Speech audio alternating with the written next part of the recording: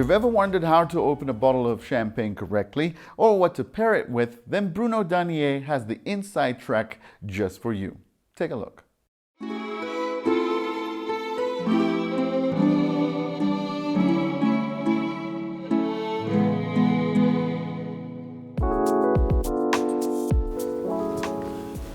So hello everybody, we're going to now explain how to open a bottle of champagne, how to pour the champagne in a glass. We are going to talk about the glassware, obviously, because it's frequent mistakes. And we're going to finish by explaining some good food pairings with the range of Veuve Clicquot. So we are now explaining how to open a bottle of champagne, and trust me, it's really important, because you have to know that inside this bottle you have 6 kilos of pressure. So we can see sometimes some incredible accidents. It's sometimes funny, but sometimes a little bit less more. So first you have to keep in mind that you don't must shake the bottle. It's the most important. After that, it's really simple. In fact, we have 3 steps. First, you have to remove the foil like this. It's really easy because at Veuve Clicquot we pre-cut the foil, so you just have to do it like that. After that, we have to remove the cage. But remember of the pressure, so please keep your thumb on the cork. And to remove the cage, it's really easy. You have to pull it and after turn it. And you turn not the cork but the bottle with your right hand, like this, really slowly, and you can control the pressure inside the bottle.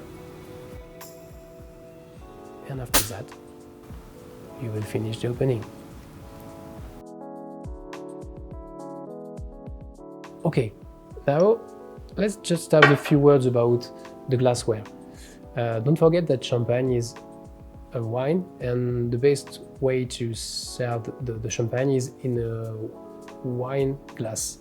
Why? Because it's really open here at the bottom of the glass, and you can see a short closing who allows to concentrate the aromas and to keep the aroma inside of the glass.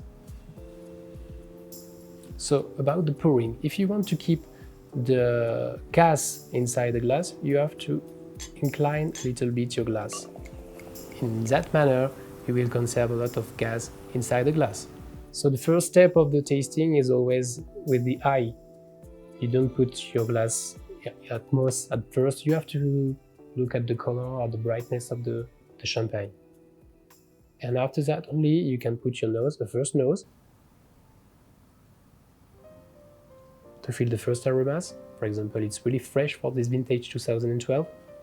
And after that you can agitate a little bit the glass to see the second kind of aromas with a little bit more evolution, like spices, vanilla, pastry nut, toasty bread. But this vintage remains very fresh. And after that, only after these 2 steps, you can put it in your mouth for a first sip. So we have 2 different categories of champagne. First, we have that we call the non-vintage champagne, for example, Yellow Label, which are elaborated with several vintage, several harvest. And on the opposite, we have this kind of bottle, the vintage champagne, only elaborate exclusively with one single harvest. For example, this vintage is elaborated from the grapes picked up in 2012. So the main difference is when you want to elaborate a single vintage bottle, you must have a fantastic vintage. The harvest and the quality of the grape must be really good. So in fact, it's easier to elaborate a vintage because nature does it for you. Whereas when you elaborate a non-vintage, you have to recreate the same blends years after years without having the same quality of grapes every year. So it's easier to do that, but it's more rare because nature is not always kind with us. So let's talk about the food pairing, which is for me really important to well appreciate champagne, especially with this kind of gastronomical wine like vintage 2012. You have to keep in mind 3 or 4 points which will help you to do the good food pairing.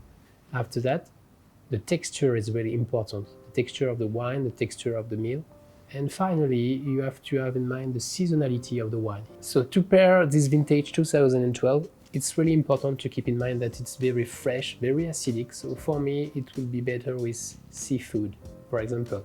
And there is a lot of character, personality and firmness with this vintage. So this is why I've chosen to pair it with a lobster profiterole. The firmness of the flesh of the lobster will be perfectly matched with the firmness of this vintage, and the salinity of the lobster will be probably perfectly paired with the lobster. So we are really lucky because we are tasting Extra Brut Extra Old, the third version.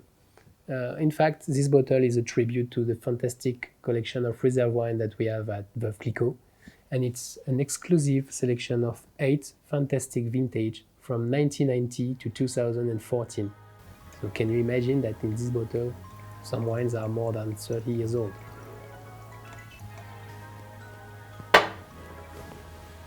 So this bottle is really exceptional for many reasons. First, for the complexity of the aromas, because the 8 vintages brings a lot of complexity and evolution and mature notes. You can feel a lot of toasty bread, brioche, biscuit, and at the same time a lot of spices inside. And the selection was made also for specific characteristics of the wines, for example, the acidity, the freshness, the purity, the salinity of the wine.